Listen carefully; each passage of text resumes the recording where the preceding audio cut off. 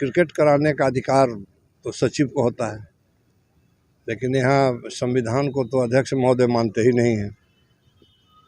संविधान उनके लिए कोई मायने नहीं रखता है, जो इच्छा होती है वो करते हैं।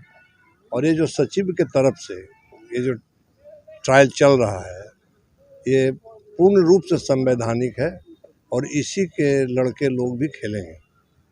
देखिए, जो अध्यक्ष बन के आए 2019 में, मैं तो यही कहूँगा कि वो एक एक्सीडेंटल अध्यक्ष थे और अभी भी वही हैं।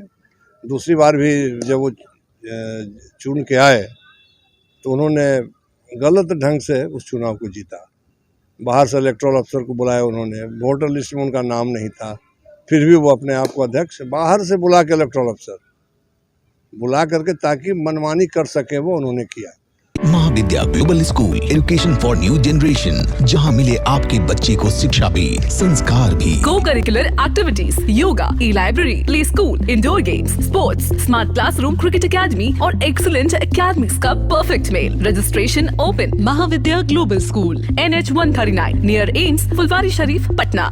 नमस्कार, मैं हूं अनूप नारायण सिंह और आप देख रहे हैं बिहारी खबर के डिजिटल प्लेटफॉर्म को। बिहार क्रिकेट एसोसिएशन में फिर एक बड़ा विवाद हो गया है।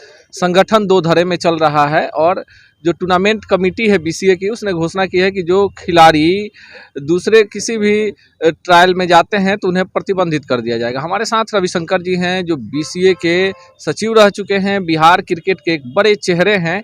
आइए इनसे जानते हैं क्या असर होगा खिलाड़ियों पर, क्या असर होगा। देखिए, सबसे बड़ी चीज़ तो ये है कि संवैधानिक रूप से क्रिकेट कराने का अधिकार तो सचिव को होता है, लेकिन यहाँ संविधान को तो अध्यक्ष महोदय मानते ही नहीं हैं। संविधान उनके लिए कोई मायने नहीं रखता है, जो इच्छा होती है वो करते हैं। और ये जो सचिव के तरफ से ये जो ट्रायल चल रहा है, ये पूर्ण रूप से संवैधानिक है और इसी के लड़के लोग भी खेलेंगे।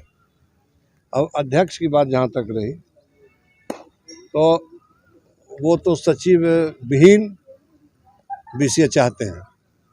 19 में भी उन्होंने वही काम किया, 22 में वो वही काम करने के प्रयास में है, जो कि संभव नहीं है, नहीं हो सकता है। आखिर क्यों नहीं बिहार में क्रिकेट को लेकर, चूंकि आप लोग लगातार एक लंबी लड़ाई लड़े, फिर संगठन को आपने वर्तमान में जो स्थिति है बेहतर स्थिति में लाया, फिर क्यों बार बार विवाद हो जाता है? क्यों नहीं सिर्फ और सिर्फ खेल कराने वाले लोग जो क्रिकेट का भला चाहते हैं उनको क्यों नहीं आप लोग संगठन में लेके आते हैं? देखिए, जो अध्यक्ष बन के आए 2019 में, मैं तो यही कहूँगा कि वो एक एक्सीडेंटल अध्यक्ष थे और अभी भी वही हैं। दूसरी बार भी जब वो चुन के आए तो उन्होंने गलत ढंग से उस चुनाव को जीता। बाहर से इलेक्टोरल अफसर को बुलाया उन्होंने, वोटर लिस्ट में उनका नाम नहीं था, फिर भी वो अपने आप को अध्यक्ष बाहर से बुला के इलेक्टोरल अफसर बुला करके ताकि मनमानी कर सके वो उन्होंने किया। और हमारे ज़िला के लोग इतने इनोसेंट हैं, क्योंकि लोगों ने काफ़ी संघर्ष किया है। इन सब चीज़ों से उन लोगों को कोई मतलब रहता नहीं है, जिसका उन्होंने फ़ायदा उठाया और अभी फ़ायदा उठाने का प्रयास कर रहे हैं लोग। और ये विवाद उसी समय ख़त्म होगा यहाँ जब पूरी कमेटी एक साथ बैठकर काम करेगी। आपका संविधान है, उसके अनुसार अगर वो काम करते हैं तो विवाद होगा ही नहीं और बिहार का भला भी होगा। कब बैठेगी कमेटी जो है? चूंकि आप काफ़ी वरिष्ठ हैं और आपने ऐसे दौर में लड़ाई लड़ी जब बिहार क्रिकेट एसोसिएशन जो था एकदम फाइलों में कैद हो गया था, फिर ये पहल कौन करेगा? हमने काफ़ी प्रयास किया कि आपस में लोग मिल बैठकर काम करें, लेकिन बोलना तो हमें नहीं चाहिए, लेकिन जिस ढंग से अध्यक्ष जो हैं, जो नॉन क्रिकेटर हैं, क्रिकेट की कोई जानकारी उनको नहीं है, वो चाहते हैं कि जो आजकल मार्केट में सुन रहे हैं कि पैसा लेके खिलाड़ियों को खिलाया जा रहा है, अब उसमें उनका कितना रोल है ये तो हम नहीं बता सकते हैं, लेकिन हेड हैं तो जिम्मेवारी तो उनको उठानी पड़ेगी है। बिहार में क्रिकेट बेहतर हो इसके लिए क्या चाहते हैं? हमने क्या कहा कि जब तक ये लोग आपस में नहीं बैठ के काम करेंगे तब तक नहीं सुधरेगा, या तो जब तक इस अध्यक्ष को सब लोग मिल के बाहर नहीं करेंगे बिहार का क्रिकेट नहीं सुधरेगा। ये कितना दुख होता है, इतना लंबा लड़ाई आप लोगों ने लड़ा, आज आपके पास एक खेल का मैदान नहीं है, आप अनुकंपा पर किसी किसी मैदान में ट्रायल कराते हैं, आपको अगर आयोजन कराना है तो पटना बिहार की राजधानी है, एक बड़ा स्टेडियम नहीं है जहां पर क्रिकेट खेल सके, इसके लिए दोषी कौन है? देखिए, जब मैं सचिव बना 2015 में, जबकि हम लोगों को मान्यता नहीं था उस समय, एसोसिएट मेंबर के रूप में थे कभी नहीं थे, उसमें भी विवाद चल रहा था, काफ़ी लंबी लड़ाई हम लोगों ने उस समय लड़ी।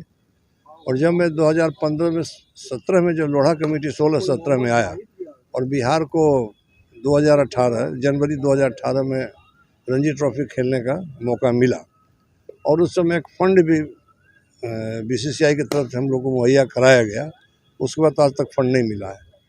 तो हमने उसमें काफ़ी प्रयास किया था, बहुत सारे पटना में मैदान के पास जा कर के ग्राउंड्स हमने देखे थे कि उसको आगे डेवलप करेंगे, लेकिन 2019 के चुनाव में गलत ढंग से तिवारी जी आए, हम लोग कूलिंग ऑफ पीरियड में चले गए। चुनाव को हमने काफ़ी समझाया, हम लोग को अपना सब मैदान भी हमने दिखाया, काफ़ी जगह हम लोगों ने एग्रीमेंट भी करके रखा था, लेकिन इनका तो मनसा डेवलपमेंट का तो था नहीं, इनका मनसा कुछ और था। अब उसी में ये लगे हुए हैं और सफलता भी उनको मिल रही है।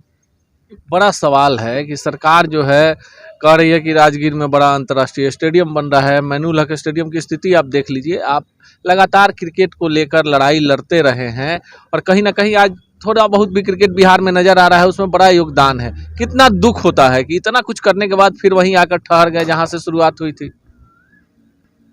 नालंदा में जो स्टेडियम बन रहा है, क्रिकेट स्टेडियम, उस समय हमारे सिद्दीकी साहब थे और उस मीटिंग में हम लोग भी थे वहाँ पर। और नालंदा के समय में हम लोगों ने भाई एक सुझाव, जो कमेटी आई थी बीसीसीआई से, हमने उनको दिया था कि इंटरनेशनल स्टेडियम के लिए कुछ चीज़ें बहुत ही आवश्यक होती है। एक मापदंड होता है उसका। पहला मापदंड होता है कि एयरपोर्ट नज़दीक होना चाहिए, होटल्स होने चाहिए। तो अगर वो नालंदा से ज़्यादा बेहतर बोध गया में होता तो ज़्यादा अच्छा था, लेकिन मुख्यमंत्री का गृह निवास था। अब तो खैर बहुत सारा पैटर्न चेंज कर गया है कि टीम पटना उतरेगी या गया उतरेगी, वहाँ से नालंदा जाकर रहेगी और नालंदा में होटल्स अच्छे हैं, वहाँ पर खेल सकते हैं लोग। लेकिन डेज मैच, वनडे मैचेस में संभव नहीं है, क्योंकि डिस्टेंस काफ़ी हो जाता है। वहाँ कम से कम 3 ग्राउंड चाहिए, जो कि वहाँ है नहीं।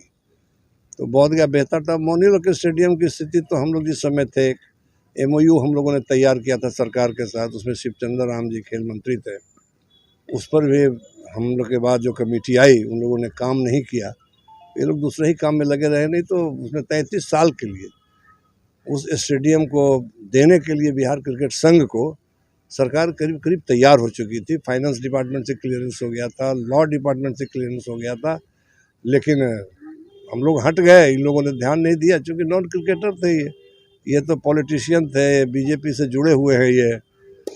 उसी में इनका अपना सिर्फ एक बेस चाहिए था कि हमारा भी कुछ नाम हो, क्रिकेट हो या ना हो, बिहार में इस इनको कोई मतलब नहीं है।